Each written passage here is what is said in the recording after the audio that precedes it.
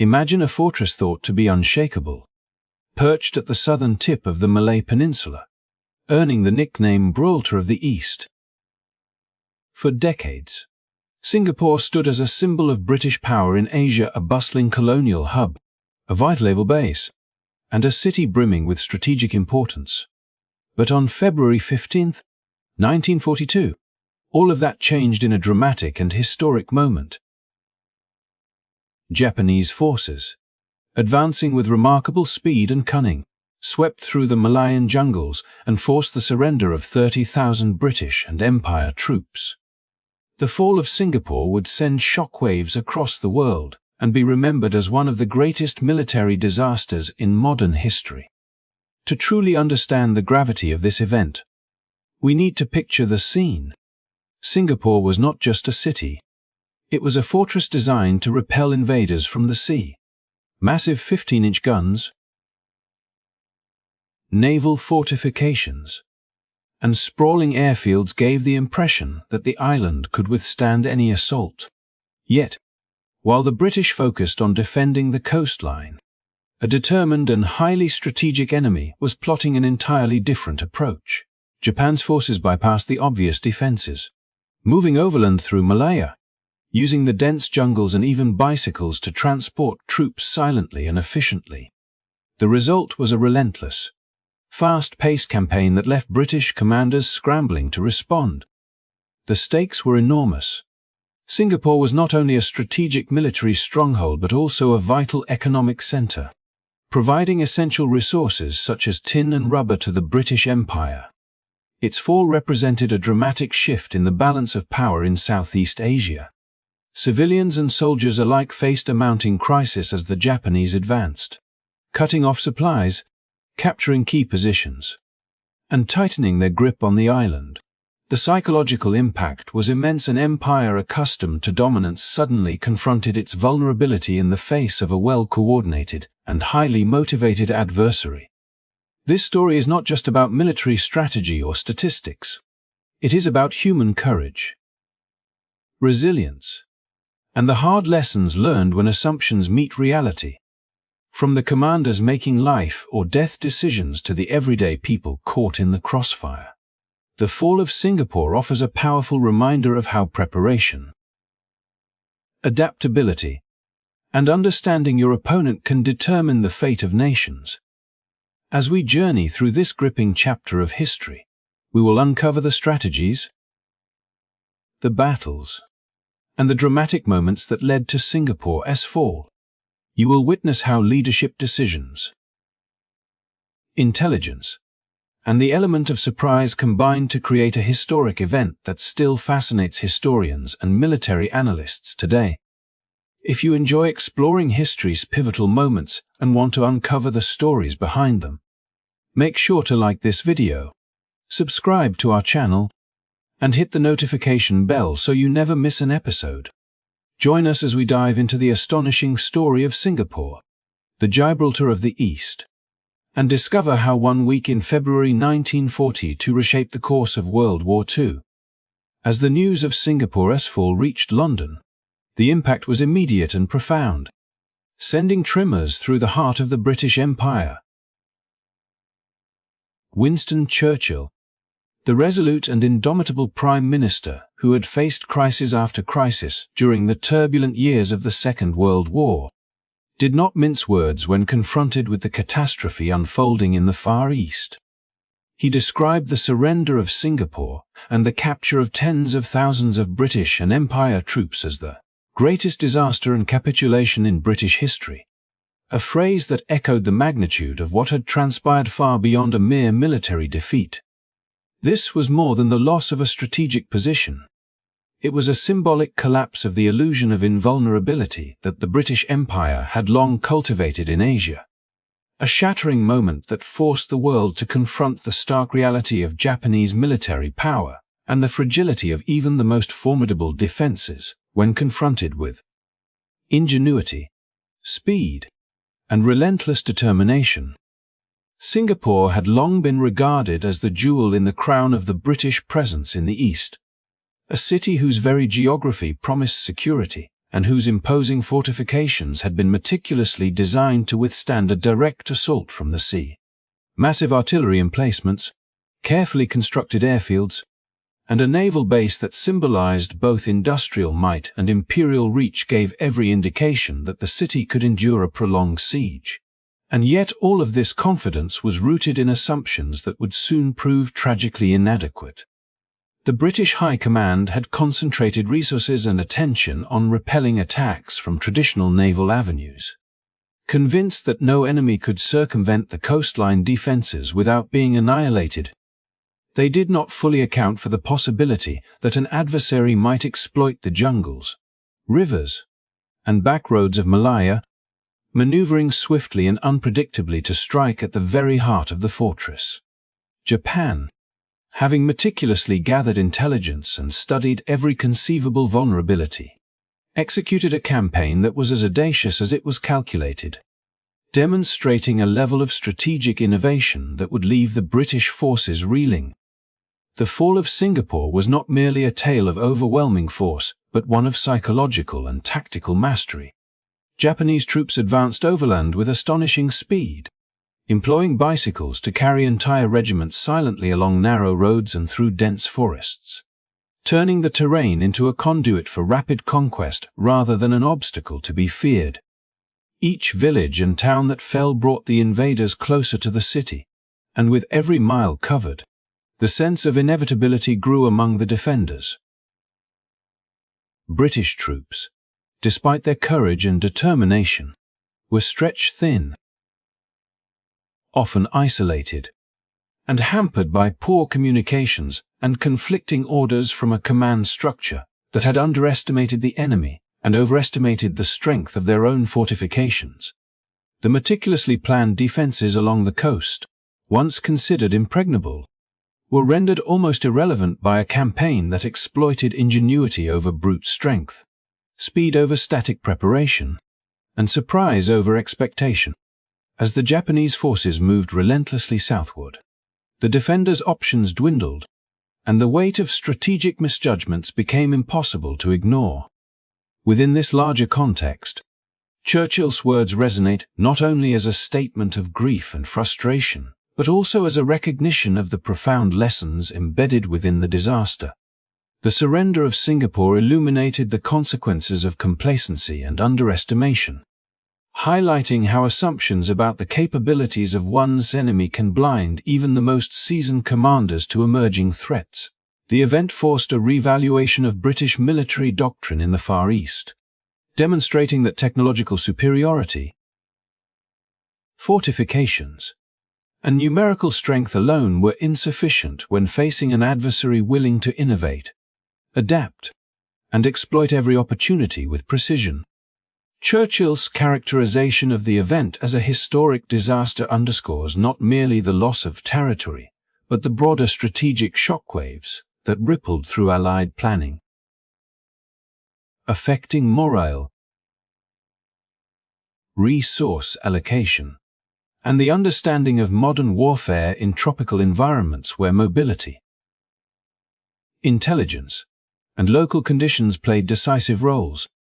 Beyond the tactical and strategic implications, the human dimension of the disaster adds a poignant layer to the narrative. Tens of thousands of soldiers, from British, Indian, Australian, and other Empire contingents, faced the harrowing reality of captivity, disease, and uncertainty as the city fell. Civilians, caught in the crossfire and the subsequent occupation, endured shortages of essential supplies and the constant anxiety that accompanies wartime upheaval.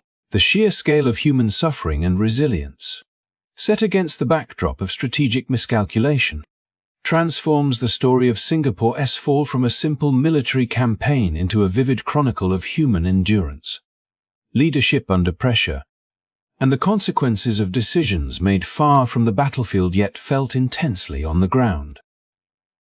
Churchill, aware of both the human and symbolic dimensions of the event, encapsulated the disaster not simply in terms of lost territory but in the broader implications for an empire at war, emphasizing the need for vigilance, adaptability, and the acknowledgement of emerging threats. As we reflect on this pivotal moment, it becomes clear that the fall of Singapore was a multifaceted disaster, a convergence of strategic oversight, underestimation of an agile and determined adversary, and the relentless pressure of a campaign executed with remarkable speed and coordination. Churchill's words serve as both a lamentation and a warning, reminding us that even the strongest fortresses and the most confident empires are vulnerable to those who combine intelligence, innovation, and audacity with an unwavering commitment to their objectives. The lessons embedded in Singapore's fall extend far beyond the specifics of World War II, offering timeless insights into leadership, preparation, and the complexities of confronting unforeseen challenges.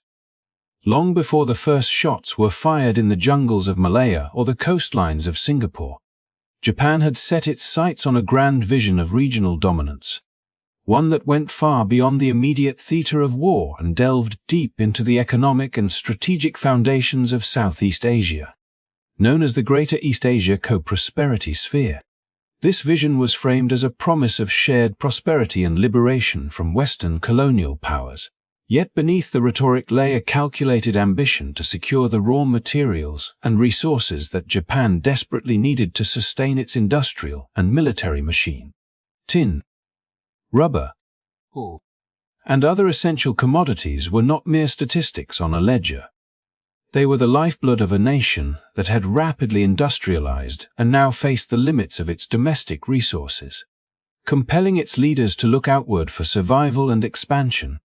In the eyes of Japanese strategists, Southeast Asia represented both opportunity and necessity.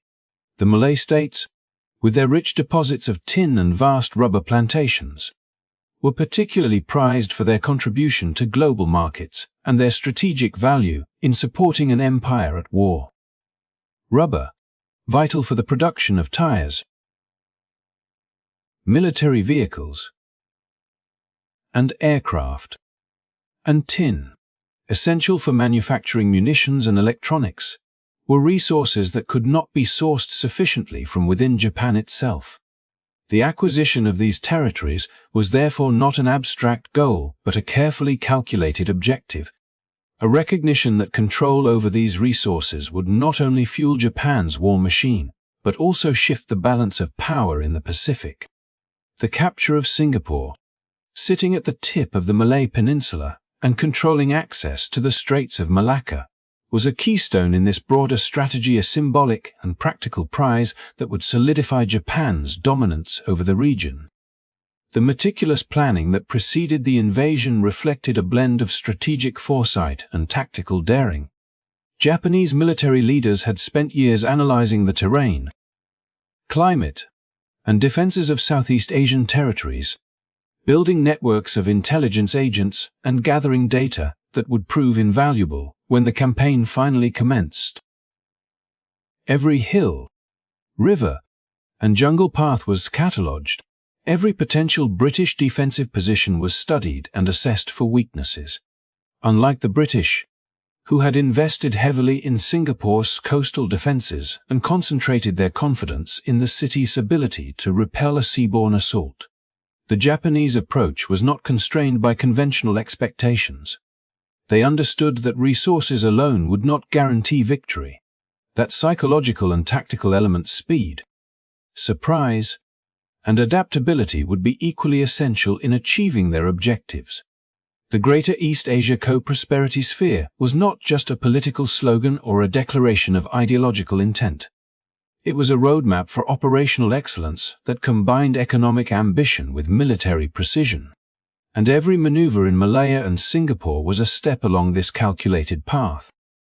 The human dimension of this campaign is often overshadowed by the staggering statistics of territory gained and troops captured. Yet it was crucial to the unfolding drama. Soldiers advancing through the jungles faced challenging terrain, oppressive heat, and monsoon rains. Yet their discipline and innovative tactics, such as using bicycles to quietly transport entire regiments over long distances, amplified the strategic advantage afforded by careful planning and superior intelligence.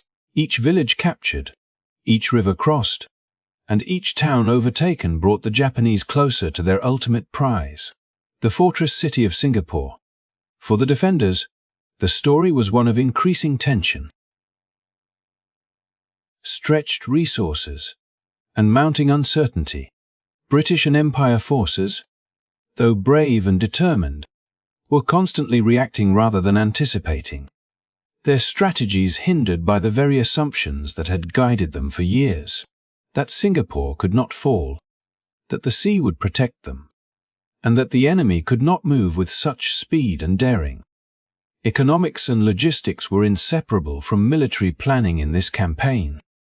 Japan's understanding that control over tin and rubber would fuel not just local operations but the broader Pacific conflict informed every decision, from the allocation of troop movements to the timing of assaults on key towns.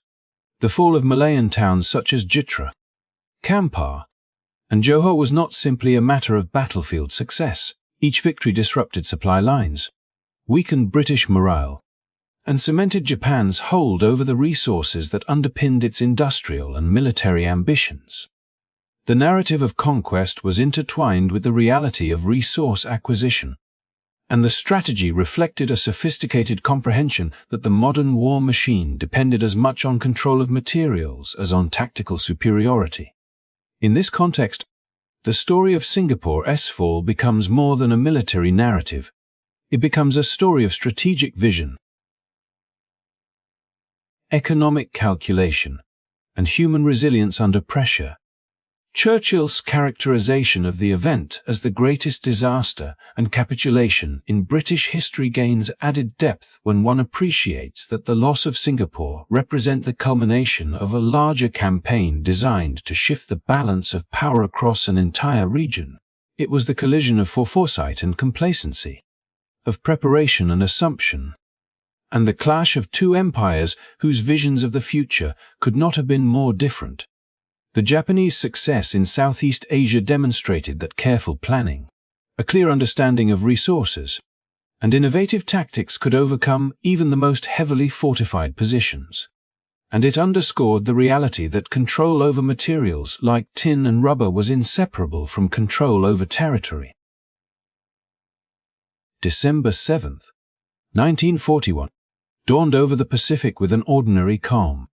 Yet by the end of the day, the world would witness an event that would alter the course of history and reveal the audacity of Japan's expansive ambitions. The attack on Pearl Harbor was not a sudden act of desperation or an isolated strike born from impulse. It was the opening gambit of a meticulously orchestrated campaign aimed at establishing Japanese dominance across the Pacific and Southeast Asia. For months, Japanese strategists had considered the vulnerability of the American Pacific Fleet, understanding that its very presence posed a threat to Japan's plans to secure resources and territories critical to sustaining its industrial and military power.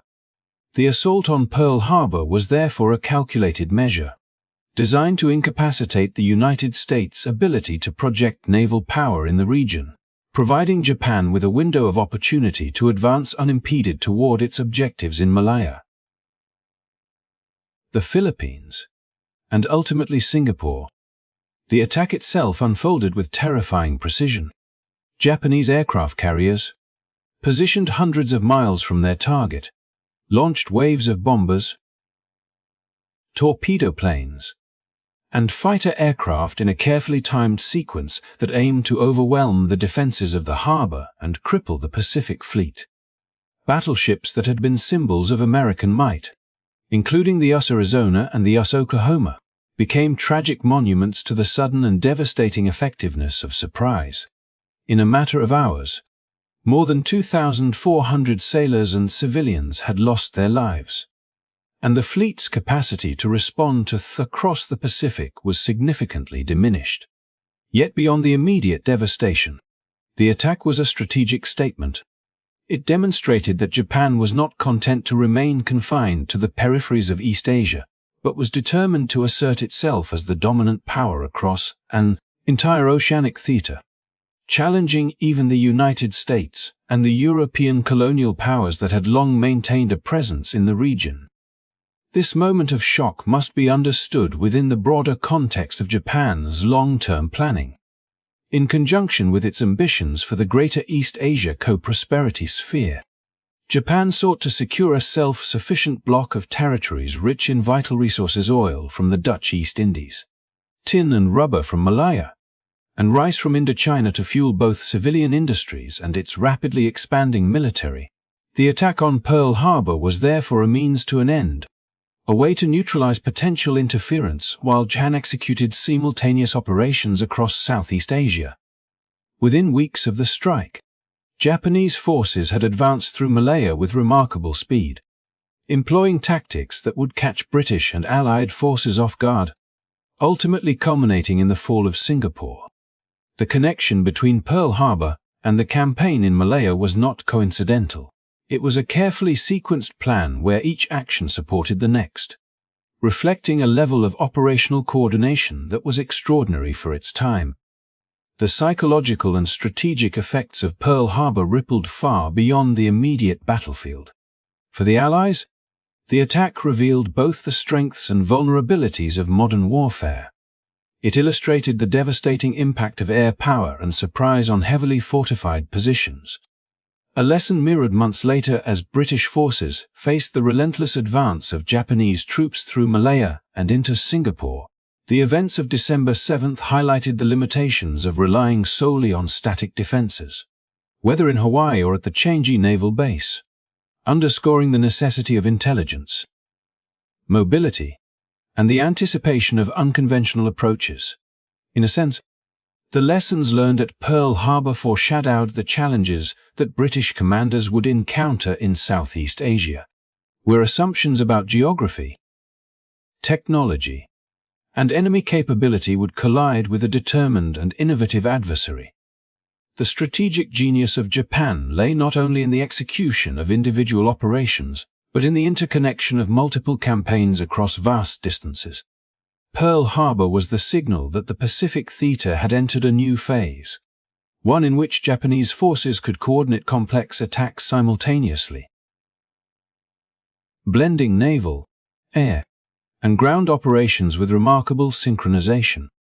While the world's attention often focuses on the dramatic destruction wrought in Hawaii, it is crucial to recognize that this was part of a larger mosaic of military ambition, where the neutralization of the Pacific Fleet directly facilitated operations in Malaya, the Philippines, and beyond. Each maneuver reinforced the other, and the momentum gained from the early successes created a sense of inevitability that carried Japanese forces through the dense jungles of the Malay Peninsula and toward the fortress of Singapore. The human dimension of this campaign further amplifies the narrative. Sailors and civilians at Pearl Harbor faced unimaginable chaos and loss, yet their experience mirrors the anxiety and strain endured by soldiers and civilians in Southeast Asia as Japanese forces advanced. The shock of an unexpected, well-executed attack eroded confidence, disrupted command structures, and forced rapid adaptation under pressure. In both theaters, the consequences of strategic surprise were clear. The speed of Japanese operations left defenders struggling to regroup, make coherent decisions, and mount effective resistance. This chain of events demonstrates that military campaigns are as much about psychology and perception as they are about firepower, logistics, and numbers. In hindsight, the attack on Pearl Harbor stands as a pivotal moment in the story of Japan's expansionist ambitions, a demonstration of strategic foresight intertwined with tactical brilliance, and a prelude to the broader conquests that would reshape Southeast Asia. By incapacitating the United States Pacific Fleet, Japan not only secured a temporary strategic advantage, but also paved the way for the rapid succession of campaigns that would bring Malaya, Singapore, and other resource-rich territories under its control. It was a moment that linked geography, resources, human ingenuity, and the element of surprise into a cohesive strategy, revealing both the potential and the peril of modern warfare. The reverberations of that single day would be felt across the Pacific and would define the early years of the conflict, highlighting how calculated aggression, coordinated planning, and audacious execution can reshape the balance of power in an entire region, ultimately setting the stage for both extraordinary victories and the hard lessons that would follow.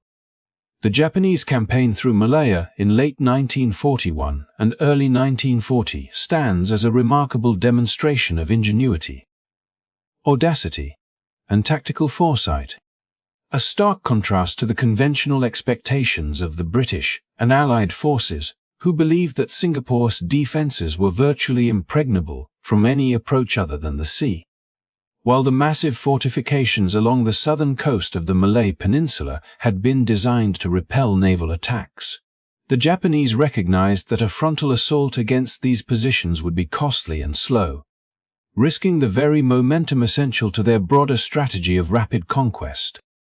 Instead of adhering to the assumptions that had guided British planners for years, Japanese commanders opted for a route that was as daring as it was unconventional: a swift, overland advance through dense jungles. Leveraging speed, surprise, and the ingenuity of adapting bicycles as a transport mechanism for troops and light equipment, this approach not only subverted British expectations but also showcased a deep understanding of the operational and psychological elements of warfare, turning the geography of Malaya from an obstacle into a decisive advantage. The journey through Malaya was arduous, traversing a landscape that had long been considered a natural barrier against large-scale military movements. Rolling hills, dense forests, swamps, and narrow rivers presented logistical challenges that would have daunted any conventional army. Yet Japanese forces moved with an efficiency and discipline that defied the terrain. Entire regiments were mounted on bicycles, silently and swiftly moving along jungle paths and sparsely populated roads, maintaining the element of surprise while conserving energy for combat. These bicycle armies became a symbol of tactical innovation, allowing troops to cover distances that would have been exhausting on foot, striking British positions before they could fully organize defenses.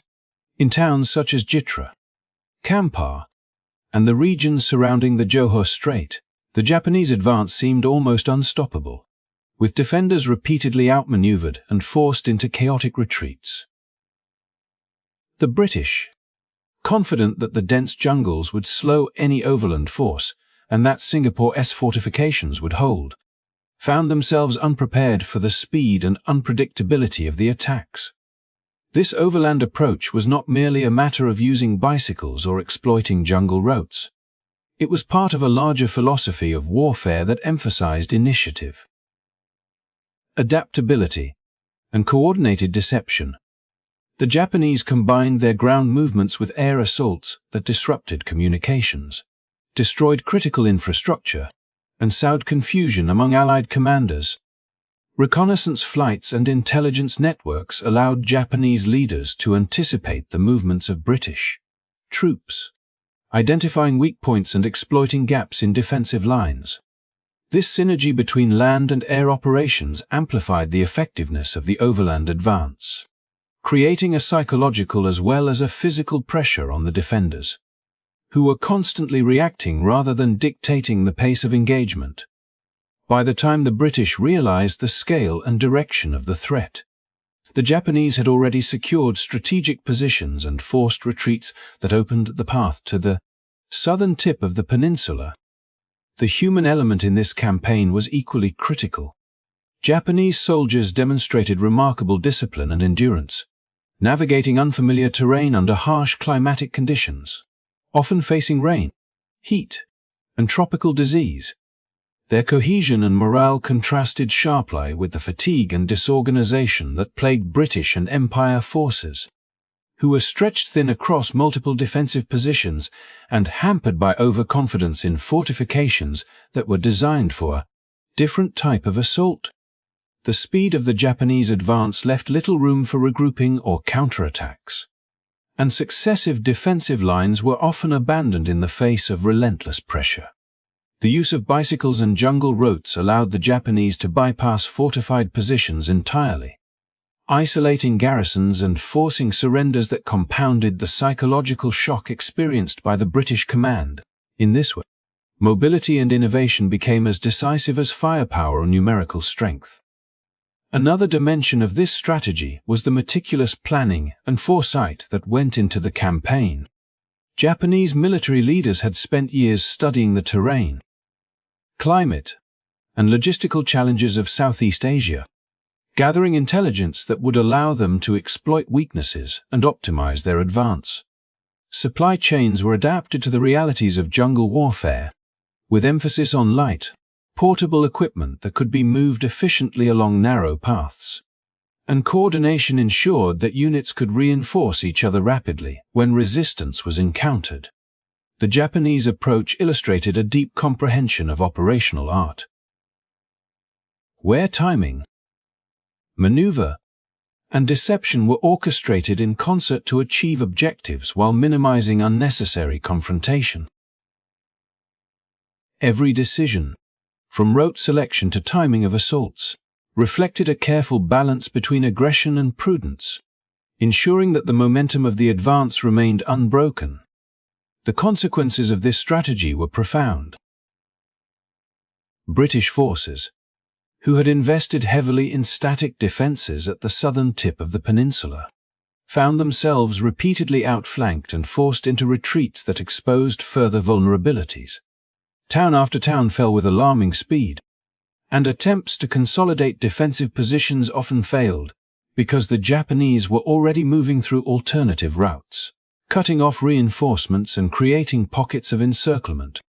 The rapid collapse of defensive lines not only facilitated the Japanese march towards Singapore, but also undermined morale among Allied troops, who witnessed the effectiveness of tactics that defied their assumptions about terrain, mobility, and conventional warfare. The psychological impact of being constantly outmaneuvered proved as debilitating as the material losses incurred along the way. Ultimately, the Japanese overland advance through Malaya was a masterclass in operational innovation and adaptability. By rejecting the assumption that victory required a traditional naval assault and instead leveraging speed, surprise, and the unique advantages of bicycles and jungle maneuvers, Japanese forces were able to achieve what many had considered impossible: the near-overnight collapse of a well-fortified and strategically significant region. This campaign underscores the importance of flexibility, ingenuity, and the ability to exploit both terrain and enemy expectations in warfare, lessons that reverberate far beyond the jungles of Malaya. It was a vivid illustration of how unconventional thinking, when combined with discipline and coordination, can overcome formidable obstacles and reshape the outcome of a conflict, setting the stage for the dramatic fall of Singapore that would follow in the weeks to come. By the time Japanese forces began their relentless march down the Malayan Peninsula, Singapore was widely regarded as the jewel of the British Empire in the east, a fortress whose massive guns, thick concrete emplacements, and sprawling naval base had been designed to repel any assault from the sea, earning it the formidable nickname Gibraltar of the East. Yet this very confidence in the invulnerability of Singapore from naval attack masked a critical vulnerability. The city and its defenses had been almost entirely unprepared for an attack from the north, from the Malayan mainland, despite warnings issued as far back as 1937. British military planners had been repeatedly advised that a determined land-based assault could exploit the jungles, rivers, and roads of Malaya, potentially bypassing the coastal fortifications that were considered impenetrable. But these warnings were largely ignored, dismissed as improbable, or subordinated to the political and budgetary considerations of the interwar years. The consequence of this strategic oversight would prove catastrophic, as the assumptions of security created a dangerous complacency that Japanese commanders would exploit with ruthless efficiency. The Changi Naval Base, completed in 1938 after years of fits and starts in construction, symbolized the British commitment to defending Singapore as an unassailable maritime stronghold. Massive 15-inch guns pointed seaward. Anti-aircraft defenses lined the coast, and sprawling airfields were strategically placed to monitor naval approaches. The sheer scale of investment, totaling some £60 million, seemed to assure the empire that Singapore could withstand any conventional assault. Yet, in focusing almost exclusively on seaborne threats, British planners had failed to account for the ingenuity and audacity of a land-based offensive. Detailed intelligence reports, including the assessments sent to the British Chiefs of Staff in the late 1930s, had explicitly warned that a determined enemy could advance overland through the Malayan Peninsula and strike at the northern approaches to the island. But such recommendations were largely shelved, considered secondary to the political debates and bureaucratic inertia that dominated pro-war strategic thinking. The neglect of these warnings became a fatal flaw as the Japanese advance unfolded with alarming speed. Employing a combination of rapid movement through jungle paths, bicycle-mounted infantry, and coordinated air support, Japanese forces were able to bypass many of the fixed defensive positions that the British had so painstakingly constructed along the coast.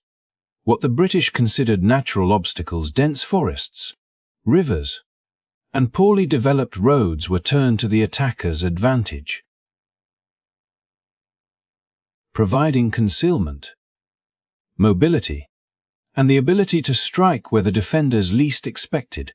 As the Japanese army moved southward, towns such as Jitra and Kampa fell quickly, and each successive victory eroded the morale of British and Commonwealth troops, who were repeatedly forced to abandon prepared positions and regroup under increasingly chaotic conditions. The very assumptions upon which Singapore's defenses had been built, that a naval assault was the most probable threat, that the Japanese were limited in their capacity for complex land operations, and that the fortress would hold, had blinded the defenders to the true nature of the danger.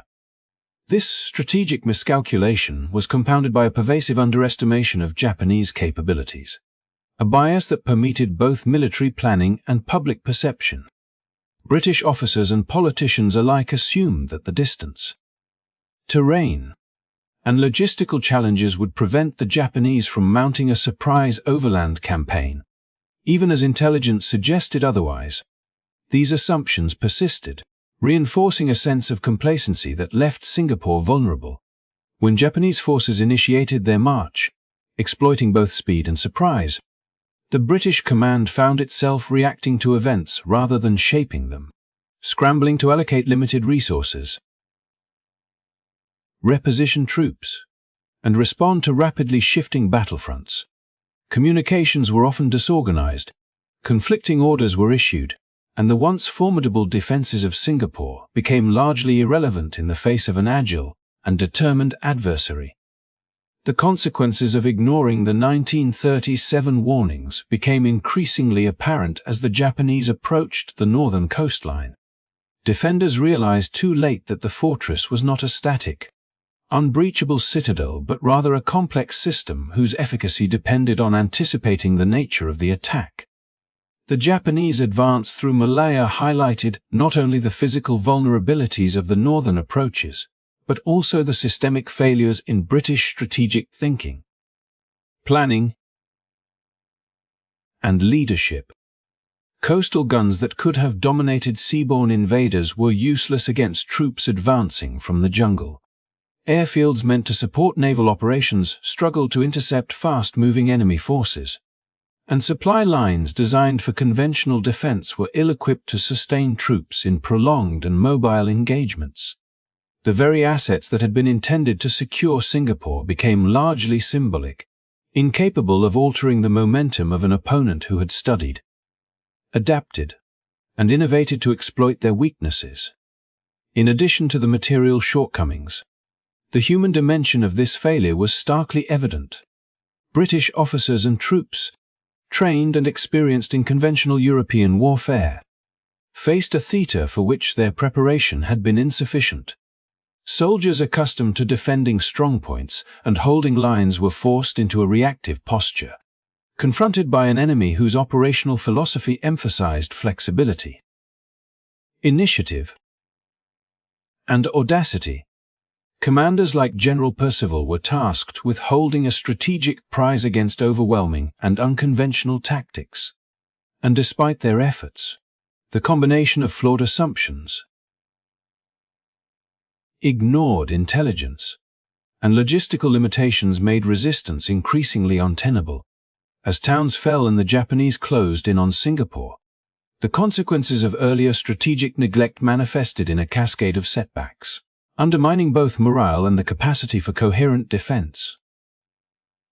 Ultimately, the failure to heed the warnings of 1937 transformed what might have been a protracted defense into a rapid and decisive Japanese victory.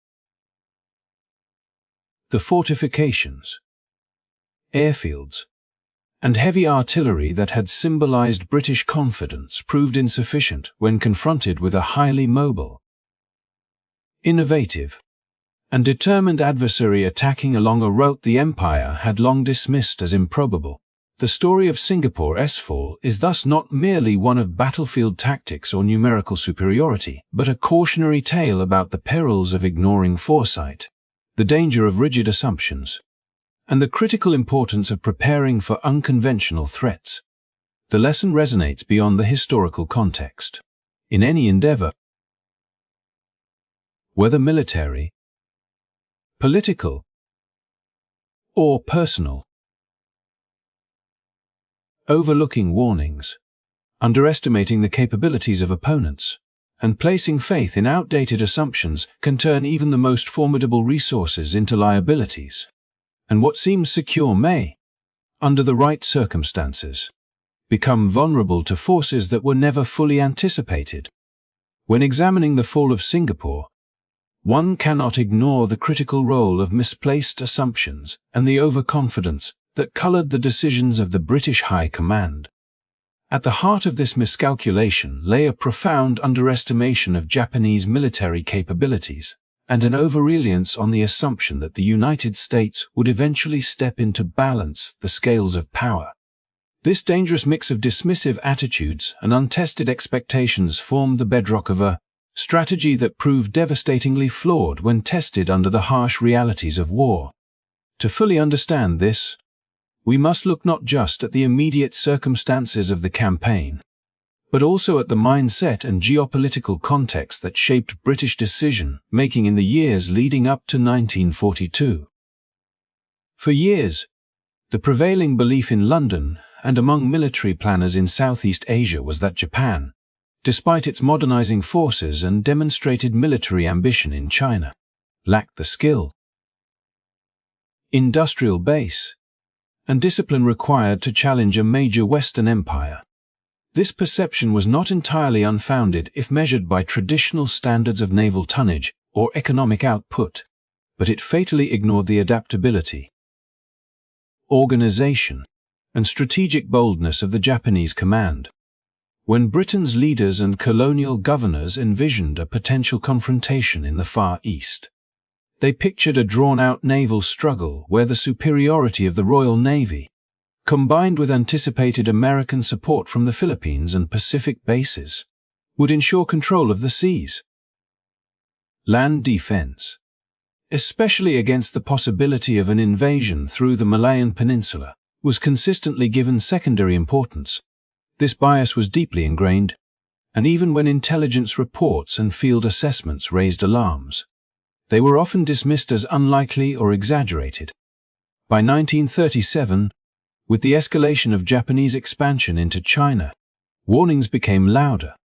Some local commanders and analysts pointed out that Japan was perfecting a model of rapid land-based operations, moving quickly and exploiting weaknesses with a combination of infantry, light artillery, and air support. They suggested that Singapore, despite its imposing coastal guns and formidable naval fortifications, was vulnerable to an approach from the north through Malaya's jungles. Yet these assessments clashed with the dominant narrative that Singapore was essentially an island fortress whose only real threat could come from the sea. To British leadership, such concerns seemed improbable, and preparing for them seemed an unnecessary diversion of resources. It was easier to assume that the Empire's naval supremacy, coupled with expected reinforcements from allies, would render such fears irrelevant. This reliance on U.S.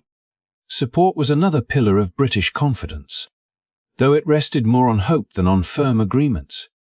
Strategists reasoned that, in the event of a Japanese move southward, American forces in the Philippines and at Pearl Harbor would naturally intervene to check Tokyo's ambitions.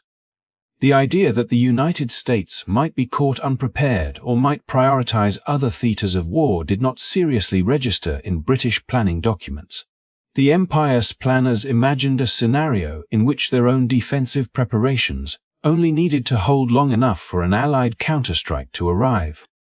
This way of thinking lulled decision-makers into postponing the necessary work of building a robust land defense, reinforcing the Malayan Peninsula with sufficient troops, or adequately training those already stationed there to fight in jungle conditions.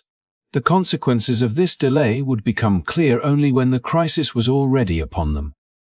It is important to remember that these decisions were not made in isolation, but were influenced by broader global pressures. Britain was already stretched thin by commitments in Europe, North Africa, and the Middle East. Resources and reinforcements were constantly being juggled, and the looming threat of Germany often overshadowed developments in Asia. To some in the War Office, Singapore seemed far away, a problem that could be contained until larger battles in Europe had been resolved. In this environment, underestimating Japan served as a convenient justification for deferring difficult choices. If Japan could be expected to falter in the face of modern Western forces, then diverting significant reinforcements to the Far East was unnecessary. Such reasoning was deeply comforting but tragically flawed. When the Japanese campaign began in December 1941, the true cost of these assumptions became clear with startling speed. The belief that Japanese forces lacked the ability to conduct sophisticated, coordinated operations was shattered as their troops advanced rapidly down the Malayan Peninsula, employing tactics that exploited terrain the British had dismissed as impassable. Jungle routes became highways for swift maneuvers, rivers served as channels of movement, and bicycles allowed infantry to cover ground with surprising efficiency. British units, unprepared for this style of warfare, often found themselves outflanked, cut off, and demoralized. The naval supremacy Britain had so heavily counted upon proved irrelevant in this land campaign, and the long-awaited American intervention was delayed by the fact that the United States itself was reeling from the shock of Pearl Harbor. The hoped-for balance of power never arrived in time to change the outcome in Malaya or Singapore. What makes this story particularly compelling is not merely the defeat itself, but the way in which misplaced confidence paved the path to disaster. The fall of Singapore was not just the result of superior Japanese tactics or inadequate local defenses. It was also the product of a mindset that refused to adapt, that clung to outdated notions of how wars would be fought, and that placed too much trust in hypothetical rescue from across the Pacific. History often punishes such complacency, and in this case, the punishment was swift and severe. Singapore, long hailed as an impregnable fortress and a symbol of imperial strength, became instead a symbol of imperial vulnerability. It showed how dangerous it can be to underestimate an adversary and to rely on assumptions rather than preparation. The lessons of that misjudgment echo far beyond the specific campaign, reminding us that overconfidence and reliance on allies cannot substitute for foresight and readiness. In the unfolding drama of Malaya and Singapore, the characters at the heart of this story were not only nations and armies but also individuals whose names became forever tied to the outcome of the campaign. On the Japanese side stood General Tomoyuki Yamashita, a man later nicknamed the Tiger of Malaya, whose cunning, boldness, and ability to inspire his men turned what seemed like an impossible gamble into one of the most shocking victories of the war. Alongside him was Renta Motoguchi, another formidable commander who shared his leader's vision and whose tenacity on the ground gave muscle to Yamashita's daring plan. These men were not fighting with vast resources, but they fought with belief, with clarity of purpose, and with a confidence in their tactics that made up for every deficiency in numbers or supplies. Facing them was a cast of British and Commonwealth leaders whose task, at least on paper, should have been far easier. General Percival, charged with the defense of Singapore, was an experienced soldier, but not one naturally inclined toward boldness or imagination, and in this campaign, he found himself perpetually outmaneuvered. His subordinate, Lieutenant General Lewis Hythe, commanded the Indian Corps, and though he was capable, his efforts were constantly undermined by lack of coordination and by orders that seemed to change too late to matter. Major General Gordon Bennett of the Australian 8th Division was fiery and outspoken, a man determined to prove his troops' worth. But he too found himself hamstrung by an overall strategy that failed to match the speed and ferocity of the Japanese. Over all of them loomed the figure of Sir Robert Brooke Popham, the Commander-in-Chief of British forces in the Far East, who had long warned of the vulnerabilities in Malaya, but whose authority and ability to prepare were stifled by indecision in London and by an underestimation of how quickly Japan might strike. When one looks at these leaders side by side, the contrasts become striking. Yamashita had only about 60,000 men to throw against more than twice that number of defenders. But he wielded them with precision, driving them along narrow jungle tracks and coastal roads in lightning thrusts that bewildered the defenders. Percival, with far greater resources, spread his forces thin, holding too much ground at once and constantly shifting units to cover gaps that Yamashita exploited faster than they could be closed. The Japanese commanders turned the terrain itself into a weapon, using bicycles to speed infantry through the jungle, bypassing strong points, and cutting supply lines before the defenders fully grasped what had happened. In contrast, the British officers remained fixated on the idea that the dense jungles were impassable, a fatal miscalculation that Yamashita and Motoguchi proved wrong with devastating effect. Personalities also played their role in shaping the outcome. Yamashita exuded calm and determination, inspiring his soldiers to believe that victory was inevitable even when they were outnumbered and short of supplies. His men saw him as a leader who understood both strategy and the hardships they endured, and they followed him with fierce loyalty. Percival, by contrast, struggled to project the same aura of certainty. He was cautious by nature, and in a campaign that demanded boldness, that caution translated into hesitation at crucial moments. When Yamashita bluffed with demands for surrender, Percival was inclined to believe them, not realizing how thinly stretched the Japanese really were. Lewis Hythe found himself in a constant battle with both the enemy and the confusion within his own command structure, trying to impose order where chaos seemed to reign. Bennett, though determined, clashed frequently with Percival and questioned his decisions, creating friction that only added to the sense of disunity among the defenders. Popham, far from the front lines, could only watch as the plans he had tried to set in motion unraveled in the face of a foe that proved faster, bolder, and more determined than anticipated. The campaign was not simply a clash of armies but of leadership styles. Yamashita's genius lay in his ability to combine speed, deception, and psychological warfare. He advanced not just with bullets and bayonets but with fear, creating the impression of overwhelming force where little actually existed. Percival's failing was not a lack of courage but a lack of imagination, an inability to see beyond conventional thinking to grasp the unconventional methods his opponent embraced. Hythe and Bennett embodied the frustration of capable officers bound by a flawed system, while Popham represented the larger failure of British Imperial Command to adapt to a rapidly changing battlefield. As the story reached its climax in Singapore, the human element became impossible to ignore. Yamashita and his lieutenants knew they were gambling everything, for if the defenders had realized the weakness of their supply lines, they might have mounted a counterattack that would have changed history. But Percival and his team, overwhelmed by the speed of events and demoralized by constant retreat, never seized that chance. The personalities of these leaders, their decisions and their hesitations, shaped the fate of tens of thousands of men and the future of an entire region. When Singapore finally fell, it was not only a triumph of Japanese arms, but also a testament to the devastating consequences of leadership divided, of courage stifled by caution, and of an enemy underestimated until it was too late.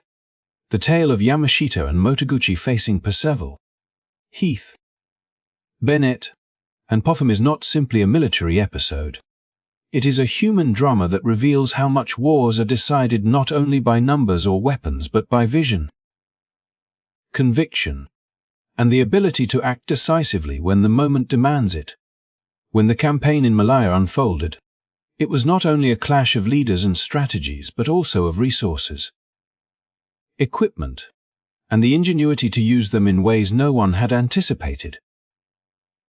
The Japanese, advancing with a smaller but far more mobile force, relied on a mix of mechanized power and startling improvisation.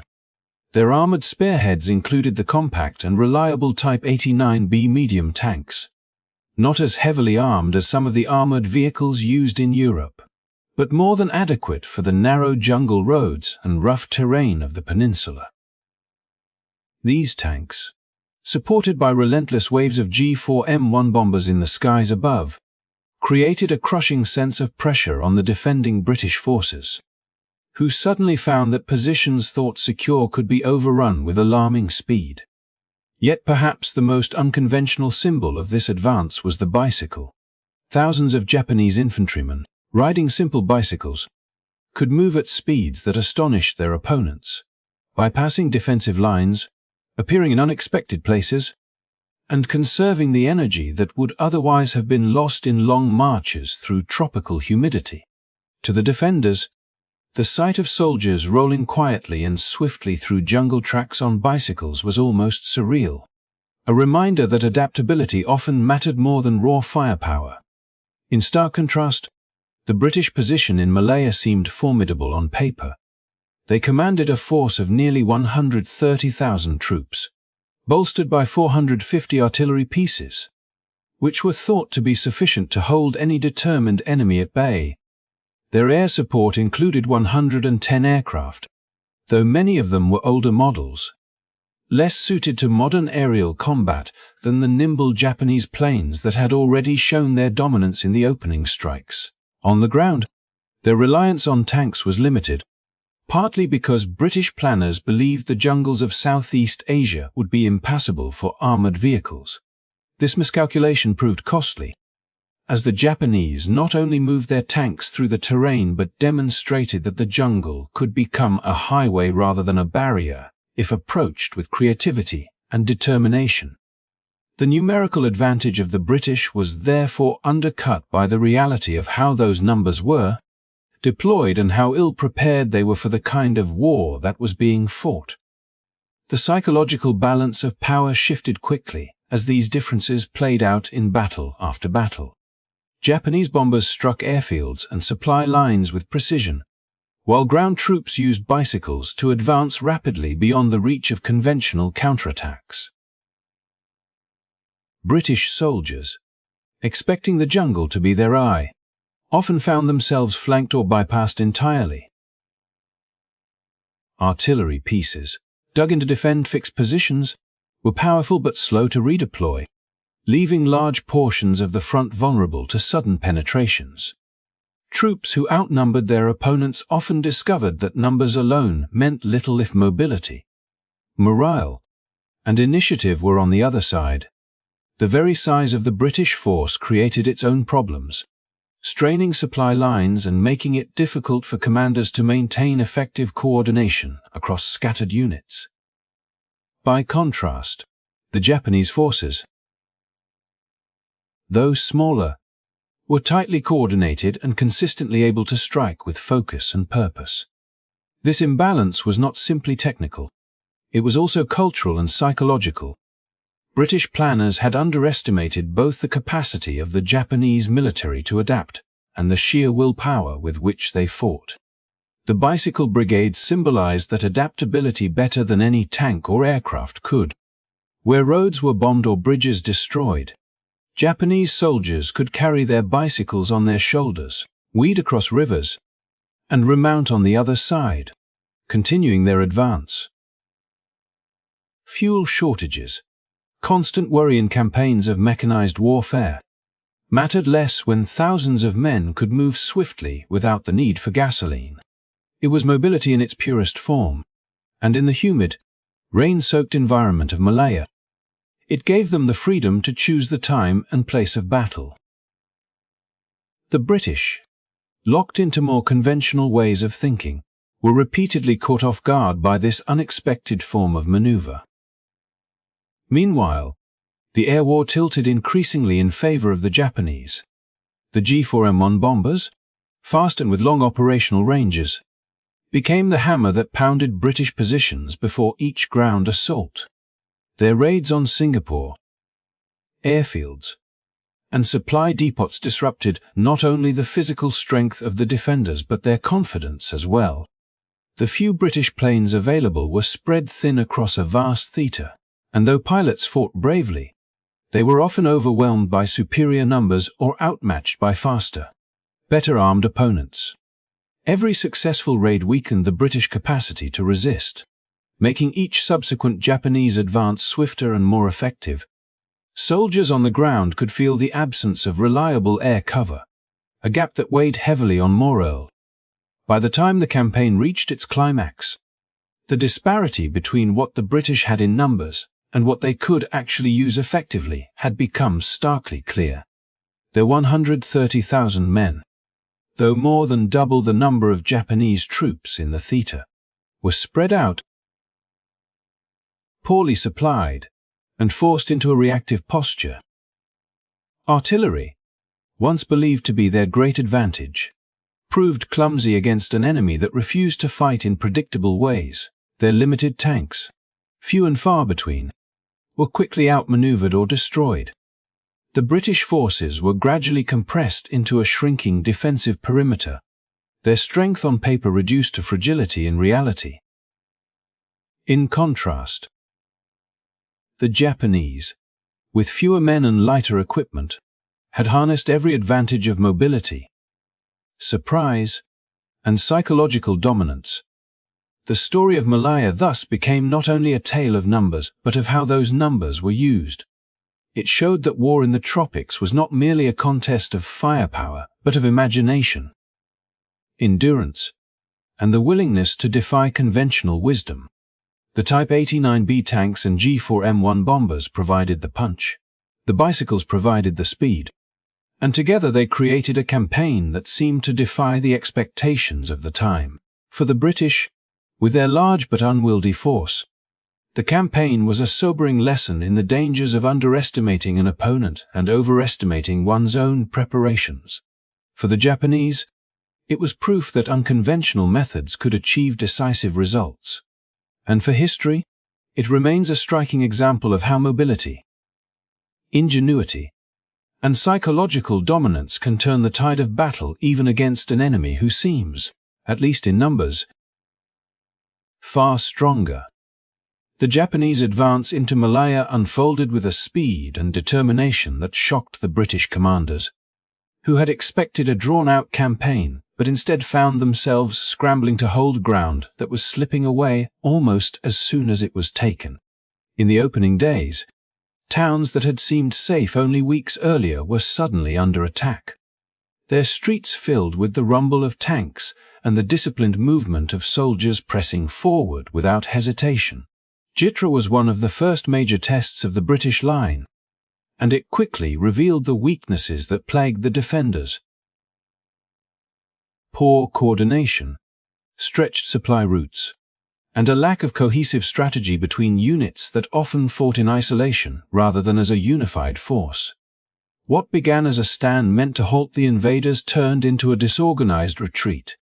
with soldiers falling back under pressure and equipment abandoned along the roadsides, leaving the advancing Japanese not only with victory but also with valuable supplies to fuel their momentum. Kampar followed soon after, and though the terrain initially gave the defenders some advantage, it could not compensate for the overall imbalance between the two forces. The British and Commonwealth troops fought hard, digging into the hills and using the rocky landscape to slow the advance. But even moments of local success could not offset the larger problem: a lack of air support and the constant harassment from Japanese bombers that disrupted communication lines and demoralized men who rarely saw friendly aircraft overhead. Each engagement drained resources and exposed the cracks in the British command structure, where orders were often delayed or contradictory, and where units sometimes found themselves fighting without knowing what neighboring regiments were doing. By the time Kampar fell, it was clear to many on the ground that the momentum of the campaign had decisively shifted, and that the Japanese ability to move rapidly, reinforce their spearheads, and adapt to the terrain gave them an edge that the defenders simply could not match. As the invasion pushed further south, Johor became a crucial stage in the drama. Here, on the doorstep of Singapore, the British hoped to mount a last meaningful stand on the mainland, rallying exhausted troops and shoring up defenses in a final bid to buy time. But the same problems that had haunted them from the beginning resurfaced once again. The Japanese had refined their tactics, coordinating infantry, artillery, and air power with a precision that kept the defenders off balance, while their use of bicycles allowed soldiers to travel quickly along jungle paths and secondary roads that had been dismissed as impassable. For the British, whose mindset was shaped by European warfare and who relied heavily on roads and established supply routes, this unconventional mobility was bewildering and devastating. Units that thought themselves secure suddenly found Japanese soldiers appearing in their rear, cutting communication lines and forcing yet another retreat. The fall of Johor was not just a military setback. It carried profound psychological weight. The British defenders, already weary from weeks of fighting, now faced the reality that the final barrier before Singapore had been breached. The men on the ground felt the strain of a campaign where victory seemed ever more elusive, and officers struggled to maintain morale among troops who had seen friends lost, positions abandoned, and promises of reinforcements that never materialized. Yet even in this grim context, moments of bravery emerged: soldiers who held their ground against overwhelming odds, engineers who blew bridges to delay the advance, and pilots who took to the skies despite being outnumbered and outgunned. These acts, though unable to alter the outcome, remain a testament to the determination of individuals caught in a battle where the larger tide had already turned. When we look back at this series of defeats, Jitra, Kampar, Johor, it is easy to see them as inevitable stepping stones in a campaign that always favored the Japanese. Yet for those who lived it, each loss was a shock, a fresh reminder of how unprepared the British command had been for a war in the jungles of Southeast Asia. The defenses had been planned with an eye toward repelling an attack from the sea, not one that cut down through the peninsula with relentless speed. Airfields were lost almost as soon as they were constructed. Artillery pieces were often captured intact, and supplies that should have sustained the defenders instead fueled the enemy's advance. What unfolded was not simply a clash of armies, but a clash of expectations, where one side had underestimated the will and capacity of the other, and paid for it in towns and lives surrendered along the road to Singapore.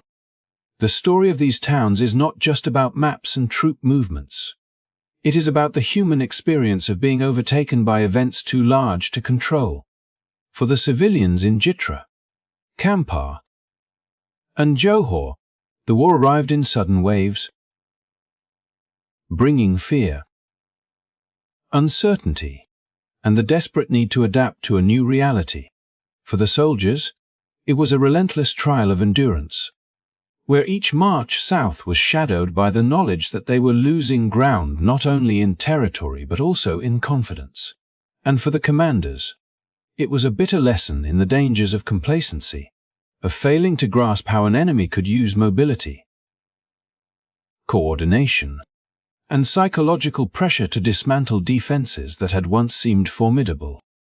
The fall of these towns set the stage for the siege of Singapore, and by then the outcome was tragically clear.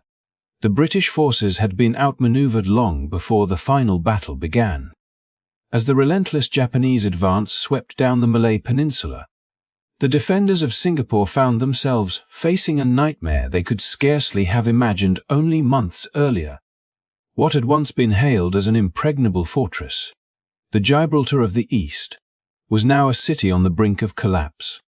The soldiers who had retreated step by step from towns like Jitra, Kampar, and Johor were battered, hungry, and disheartened. The long marches through tropical rain and oppressive heat had drained them of strength, and their lines of communication had frayed until units no longer knew where their comrades or commanders were positioned. Ammunition was short, food supplies dwindled, and clean water became a daily concern.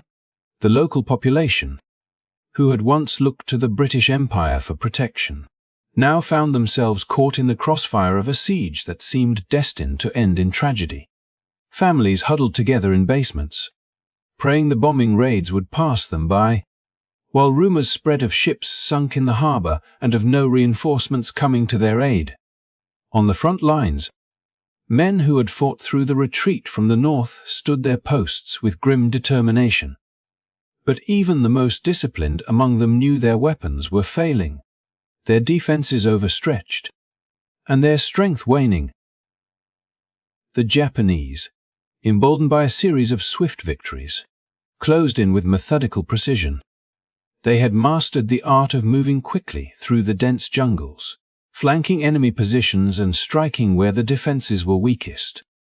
Each passing day brought more artillery fire and more pressure against the already fragile defensive perimeter. Singapore, once glittering with colonial confidence, now shuddered beneath smoke and flame, its streets lined with wreckage, its people overwhelmed by fear and uncertainty. The commanders in the city debated their options, but none offered hope. Reinforcements from Britain were impossible. The European front consumed every available resource. Australia and India had sent troops, but they too had been caught in the desperate retreat. With no relief in sight, the defenders fought on. But the outcome was becoming clearer with each bombardment that shook the earth beneath their feet. The Japanese had established air superiority, their bombers circling like hawks, ready to strike at warehouses, docks, and civilian neighborhoods. At night, the skyline glowed with fires, and the thunder of explosions echoed across the island. Civilians scavenged for scraps of food, lining up in endless queues for rations that grew smaller by the day, while children cried from hunger and exhaustion. By February 1942, the inevitability of defeat weighed heavily upon both soldiers and civilians. The once proud British garrison, numbering tens of thousands, was exhausted, many too weak to carry their rifles for long marches or to hold the front lines under constant assault. Medical facilities were overflowing, with doctors forced to make impossible choices about whom they could treat and whom they could not. Disease spread quickly in the humid, overcrowded shelters, and the population's morale began to collapse alongside the military defenses.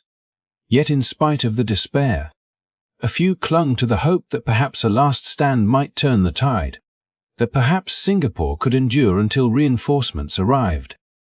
That hope vanished on February 15, 1942. After days of unrelenting bombardment and encirclement, the British commander, Lieutenant General Percival, faced the terrible reality that his men could not hold out any longer. Ammunition was nearly spent, food nearly gone, and fresh water supplies critically low. To continue fighting would mean not only the annihilation of his troops, but also the mass suffering of the civilians trapped within the city. The fateful decision was made. Singapore, the jewel of Britain's Asian possessions, would be surrendered. The formal capitulation was signed under a white flag, a moment of profound humiliation for an empire that had once proclaimed its dominance over the seas and colonies of the world. The aftermath was immediate and devastating. The defenders, numbering over 80,000, were marched away into captivity. For the local civilians, the surrender marked the beginning of an ordeal that would last years. Families were torn apart as men were taken to labor camps, while women and children struggled to survive amid shortages and harsh restrictions. The city that had once been a hub of trade and prosperity was transformed almost overnight into a place of hardship and fear. The surrender of Singapore was not merely a military defeat. It was a psychological blow that reverberated across Asia and beyond. To many, it signaled the end of British supremacy in the region, and it inspired independence movements that would gain strength in the years that followed. Looking back, the collapse of Singapore was the culmination of a campaign that had begun with lightning strikes through Malaya, carried by a Japanese army skilled in rapid, coordinated assaults and unafraid to exploit weaknesses in their enemies' defenses. From the early defeats at Jitra and Kampar to the final days of bombardment in the city itself, the story of Singapore's fall is one of miscalculation, exhaustion, and the stark realities of modern warfare. The surrender on that fateful February day was not just the end of a battle, it was the unraveling of an era, the shattering of an illusion of invincibility that had cloaked the British Empire for so long. For the people of Singapore, and for the soldiers who endured captivity, it was a beginning of years marked by hardship, endurance, and the struggle to survive, even as history remembers the strategies, the commanders, and the political consequences. It is perhaps the voices of the ordinary people, those who huddled in shelters, who waited in ration lines, who carried the scars of those years that give the fall of Singapore its most poignant meaning. Their suffering reminds us that behind every line of military history lies the human cost of war, a cost that lingers far beyond the surrender documents and military reports. Singapore's fall was a turning point, not just in the Pacific War, but in the consciousness of the world, reminding empires and ordinary people alike of the fragility of power and the enduring strength of human resilience. When the guns fell silent and the dust settled over the battered city of Singapore, the echoes of that fateful February 15th, 1942, did not fade quickly. For years afterward, the surrender became a point of debate, not only for historians but for soldiers, survivors, and families who carried the scars of war. Official accounts placed much of the responsibility on General Percival, the man who signed the surrender documents and handed one of the strongest British strongholds in Asia to a numerically smaller Japanese force. Yet, to stop there is to miss the larger story, for Percival was not acting in a vacuum. His decisions were shaped by decades of neglect, by misjudgments in strategy, and by assumptions about how the empire could project power across the seas. Singapore was long advertised as an impregnable fortress, a jewel of Britain's colonial empire in Asia. Yet, in reality, its defenses told another story. The great guns were pointed out to sea, designed to repel an enemy navy that never came. The thick jungles to the north were dismissed as impenetrable, a mistake that gave Yamashita to Moyuki the opening he needed. The Japanese army moved swiftly down the Malayan peninsula, exploiting weaknesses that had been ignored.